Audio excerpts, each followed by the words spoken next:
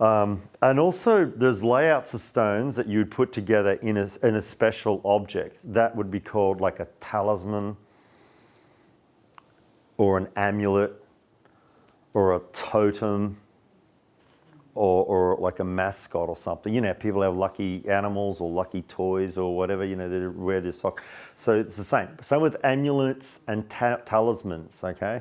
So it might be something if you're, I don't know, if you're a Netsilik, you know, Inuit Eskimo, I shouldn't even use the word Eskimo, but, you know, let's say an Inuit, you would have that. It might be, you know, whalebone and another stone or something like that with some feathers or something like that. I mean, if you went to more advanced stuff that they use, like for a king or queen's crown, like some of the royal families in that of Europe, they have certain stone combinations. So it gives them a lot of power, a lot of energy, those stone layouts. It's on the ground chakra too, isn't it? Yeah, that's exactly right. That's why they got power. So in their kingdom, that, you know, exactly if they're wearing, like say, some emeralds and some rubies. I do have a deeper, you know, PowerPoint on that, and I really go into crowns. You know, I've built my own crown before. Yes. Now, according to their own energy field, would that influence the stones? You know, I mean.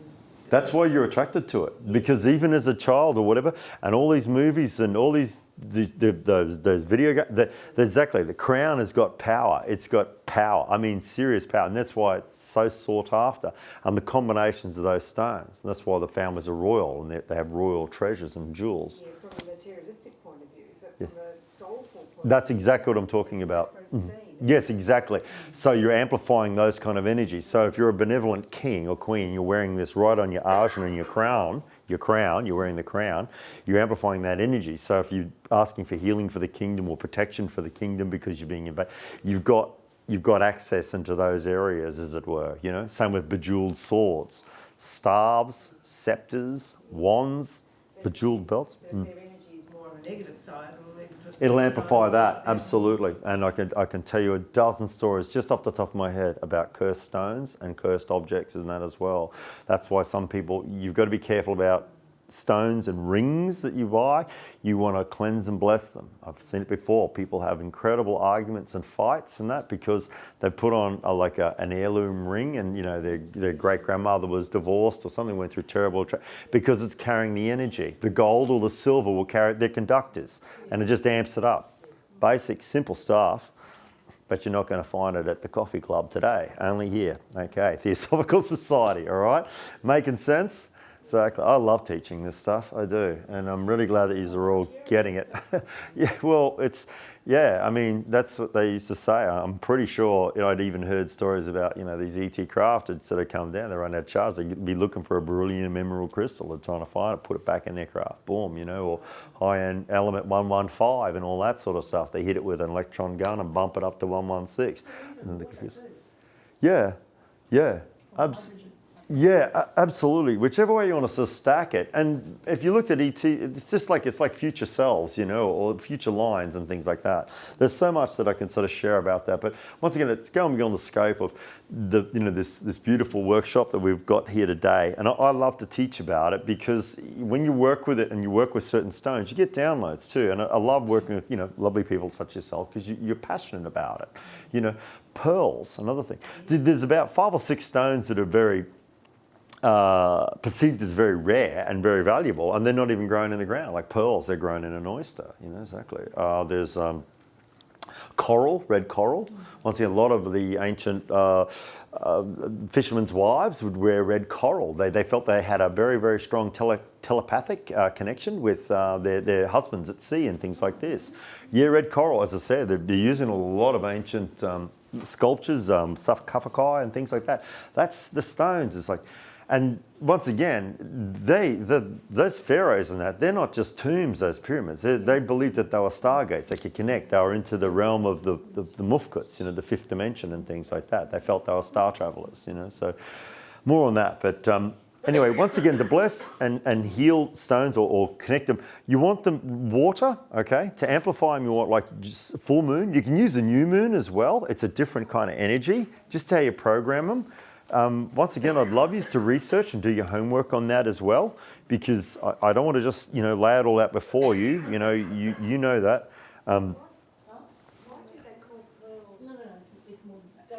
tears or something. You know, they sometimes, I wear pearls a lot, and someone said to me the other day that pearls come with tears, or tears. There's a lot I can say about that. Yeah, there's like the teardrop pearl and like there's the river pearl is like that that grey, opalescence, and then there's the other pearls and that brings up. But as I say, they're tears. It depends on how they're extracted. I have a friend he only does stones that are holistically sourced, as it were, because he feels that some things that are ripped out of the ground have got the wrong vibration about them. And he found pearls, and he wanted to source them in Fiji, where they were doing it holistically and they're farming them properly, rather than Yeah, exactly. It's the same with like if you're sourcing meat products, you want it holistically done. You want the animal to be killed humanely, and it's done that way. The way it used to be done, rather than just these massive food factories that we have now. They're just slaughtered.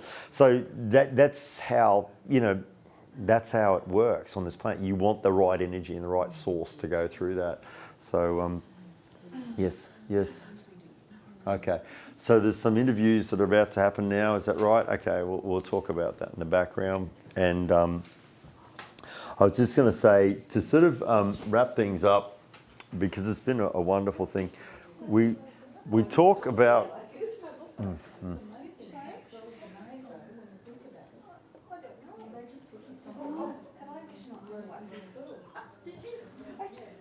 What is that? Oh, okay. Yeah, okay.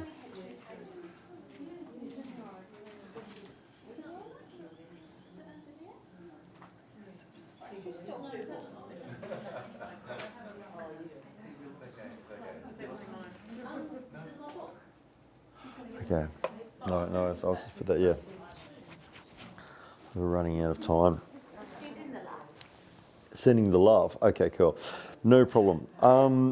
Yeah, so to bless stones, you would use either your energy, if you're strong enough, you believe yourself strong enough. You can use elemental energy. That's why we use this key here. We produced this key. It's a USB key. It shows you how to meditate on the elements: fire, earth, air, and water, and the ether. And you can amplify your energy and put it into the stone, or you can use higher levels that you might perceive through other divine forces.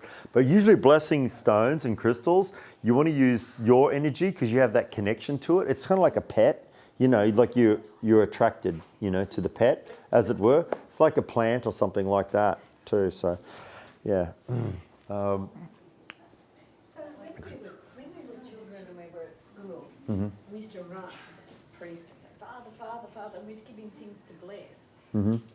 Yes. We'd take things to school just so you could get them blessed. That's right, yeah. Yeah, so he was actually... Depends on the priest, really, okay. It's a really big area, okay, yeah. Well, later on he wasn't a very good priest. Yeah, exactly. Lucky you didn't get too much bless from him. Yeah, exactly. So, there's blessing and cursing, and that's kind of with the energy. I mean, it's a little bit beyond the scope of this work, but we're trying to work just with a positive energy here, as I say, but it's always good to be aware of the dark and the shadow. Yeah, Yes. always encouraged. Yeah, because it's a blessing. But as I say, I've been into a lot of those, and I've met some, and most of them haven't got it. They haven't got no idea what the hell they're doing. None. Exactly. I'm a heretic. Hemetic is a heretic. I am absolutely. They would cut me down. They would kill me. They'd hunt me down. That's good. Even teaching this knowledge, even from my original teachings, I would be excommunicated. I wouldn't be allowed to talk about this stuff at all. They'd just kick you out of the school because you're not supposed to talk about it. But we're doing this because it's got to get out there, and I want it to be done in a nice structured way. So once again, just understanding that you can bless and heal these stones, but it takes a lot of practice to get really good at it, So you could use universal light force or universal healing, okay? So you could see that as a blue light to bless and cleanse. Yeah, your healing hands, yeah. So you want it, but you do it like a ritual, like with the universe, as it were. Not the word ritual, but it's got to be done through a certain process. You want to be clean, you don't want to just come in off, working off the car or something, you know what I mean? It's like, you want to cleanse the energy, so your hands are clean. You become that. You become very, very aware of your own body, as it were, and you're putting your life force in it. or you're sharing a part of your life force. You want to be clean too, emotionally. You don't want to be, stuck at, half a dozen entities hanging off you, They're just going to suck the life force out of it. So you're using it. And certain stones are batteries, certain stones, like a charge. Others are more for cleansing and others are more for protection and so on and so forth. They all got their own attributes. So certain colours, and certain structures relate to certain things. But as I say, it's a very, very oversimplistic view that we're getting through today. So yes. I've just heard thought forms can be crystallised as we grow older and don't change. Yeah, absolutely. You keep feeding it, as it were. Like a phantom. Yes. Yeah, so you feed it. So a phantom is like, for example, if you think of some movie star and you keep putting energy into it, but actually you're not feeding that star. You're feeding like an energy in the astral plane. We call them, they're like worms or larvae, and then they grow bigger and bigger till they actually get an energy, and they will do anything in their way to get you to feed their energy, okay? They're a lower level intelligence. They're what's part of the lower astral planes. But we're not going to split the planes up today. But just so you understand it, yeah, it's where we get to with the knowledge. But, you have to understand that. That's why it's important. We shatter negative thought forms or we strip negative entities and things like that. You want to clean energy, high energy. It's like high energy fuel in your car or high quality stuff in your computer. Clean your house, keep the place running. We're batteries ourselves. Yeah, we are. We're batteries, capacity, we're the whole deal. Yeah, we're everything and nothing all at the same time. We're the ultimate paradox. We're actually, as Nassim Haramein said, we're white holes. We're actually, the opposite to a black hole. That bends light. But we become both anyway. So, but anyway, that's more on cosmic and metaphysics and things like that. So once again, to try and compromise, it's very important that you understand to disperse a lot of EMF fields and that. Just to keep your home clean because we have it coming through that you don't normally sort of see. Okay, so this is the USB sticks that we sell. That's for the elements, and the elements is like the next levels that we get into as well with other workshops, where you get to understand and meditate on fire, earth, air, and water, and bring those energies in. They're not just they're like an energetic meditation, so that you're actually building and crystallizing those energies within you, like a battery. So you'd be bringing in the water and you become very familiar with it. It's good in our training because we could get used to a lot of extreme heat and a lot of extreme colds in our bodies. We could build energy against those sorts of energies or challenges, as it were. So that's all right. All right, so I think we've just about nailed that. I was just going back to my program here to make sure that we have covered everything here on the Classic Rock Hit Station. It's like an amendment, live longer if we do more cleansing What? keep us healthy. We should live up to your soul though too. What your soul will. Yeah, it's about a constant energy, and also it's like constant learning too. And I don't think I'll ever learn it all. So it keeps my youth, as it were, because I'm young. You're an old wise sage while you're young, as it were. So, yeah.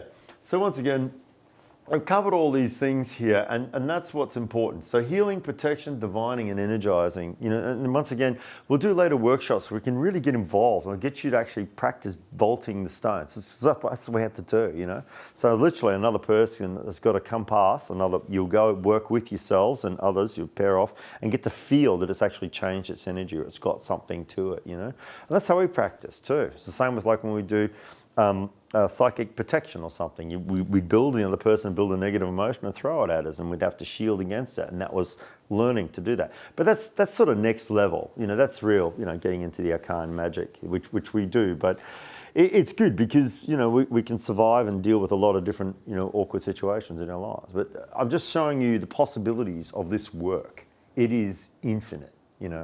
But once again, thank you very much for being in this class. Okay, that's what I will answer the last of your questions if you need them. And also, there's interviews that are going on there. So if you'd like to sort of say positive things here about this class and also about Theosophical Society, that's wonderful too. There are some shungite bracelets there that we can talk to Vesna about as well. She has them there, and the discs are really handy. Okay, and they're available here. If not, you can get in touch with us later as well. So I hope you've all had a really, really enjoyable time here. Okay, we've got a couple of meditations here. Okay, and if there's any questions in that, you feel free to ask me. I will do my best to answer them within the scope of the workshop. When Yes. you said holy water, WHO, Yeah, holy, yeah. what do you mean by that? Well, it's holy, it's blessed. Okay, what your neighbour there was saying is like you get a priest to bless the water. It's holy water. So its crystalline structure is pure. So Emoto's work, okay, would show you what I was showing you before about pure crystalline water. It'd be structured. You can't just Can get... you do it yourself, like blessing it? Yeah, but as I say, this is what you do with your water. You put the words like love or abundance or you know, or put beautiful pictures of crystalline structure. Water knows. It'll just assemble back to that, you know, rather than broken, distorted things. That's why you're very careful with your water supply. You don't just go and put, you know, poisons next to it and things like that, because it'll want to absorb that. That's why it's important to clear the water. And we're looking now at better quality products for our showers and that too, because, you know, you're getting that, you know, fluoridated water on the epidermis. Epidermis is the largest organ, you know, on the body, as it were. So your holy water, it is whole. It's like a whole food. It's real raw grain. It's not tampered with. That's why it's important to look at foods and fruits and that. There's numbers, okay, that have been genetically modified, and there's lots of it. So it's been tampered on, tampered on, tampered. So, you know, that's up to you to do your own research on that. You know, I'm not doing nutrition and dietitian today, but... Go and get some spring water or... That's what I get delivered. Yeah, exactly. You want quality spring water, okay, or something like, because the real spring water's got minerals in it too. I used to go into the ocean, because when we're in the ocean, we're really strong, because you're actually in the mother lode there. You can't beat it. High quality water, unless obviously it's in a cyclone, not recommended, but you know what I mean? You've got to get the timing right. Same with water in a stream or something. You want it running, it's crystallizing, it's rebalancing, it's it's regenerating back to its natural original shape. Exactly. Swedenborg do like experiments with that as well? Or? Emanuel Swedenborg is a real key element in a lot of our work, actually. I should bring that in too, because another class I'd love to talk to you about, ancient prayer. And yeah, the original prayer that Swedenborg cracked out of Tibet was the original holy, the Lord's Prayer, or the Lord's and Lord's. So the original Lord's Prayer is not just our Father who art in heaven. It is our Father, Mother, who art thou in heaven. So a lot of these things have been watered down. It's masculine and feminine. It's balanced. And anyway, it's phenomenal. You really want to know this stuff. And the older the Bibles, the more stuff that's in them. There's Yeah. even an Aramaic one version. The Aramaic version, if you can get it, but like... Yeah, I did have a copy somewhere, but I've lost it. Oh my gosh, you should hang on. That's worth tens of thousands. They don't even let it out to them. Maybe Okay. misplaced it somewhere. Yeah, exactly. Because you'll see all the saints in that with auras, and they'll have all the alchemical or the constellational energies, planetary energies, and that. You just don't kind of get those things. Depending on the Bible, you know, they're pretty powerful. They're worth a fortune, rather than the mainstream. And people try and write off religions as this, and this. But I said, well, there's truth there. It wouldn't be there for the wrong reasons. It's just how people interpret it. Yeah. You know, it's like, and we get a lot of fanatics and whatever. So But there's also been books that haven't been included. They've been... yeah, stacks of books are not in the Bible. Heaps of them got taken out. That was the Council of Nicaea 325 or was it 395? Yeah. Yeah, they stripped all the book. Yeah, there was a stack. Reincarnation too. Yeah, reincarnation was in there. Book of Jubilees. There's about another 9 books I know. There was a book of Enoch. The Book of Enoch was taken out of there. So yeah, exactly. That's with the macabre and everything as well. So yeah, lots of that. But Constantine too, when he was emperor, he was becoming emperor, there was a lot of sages and all these, you know, people from the Mediterranean. They had a lot of that knowledge, and they wanted, but they didn't want that. They wanted the Roman Church to rule. So what they did, so then they went and set about destroying the Library of Alexandria and everything. So there was a lot of knowledge, you know, scrolls. There was other libraries too. That was so that you know they would have more power over people. So Absolutely, they would be able to, use their exactly. power through It's that knowledge. yeah, they want to be the elites. It's like the elites Yeah. today. So they want the power because they feed on the power. They feed on that. Yeah. It's not about the money. Money's just a tool to run the power. Money relates to the moon energy and Saturnian energy, but you know, more on that another time. Once again, it's just look. There's always been the power and the class structures.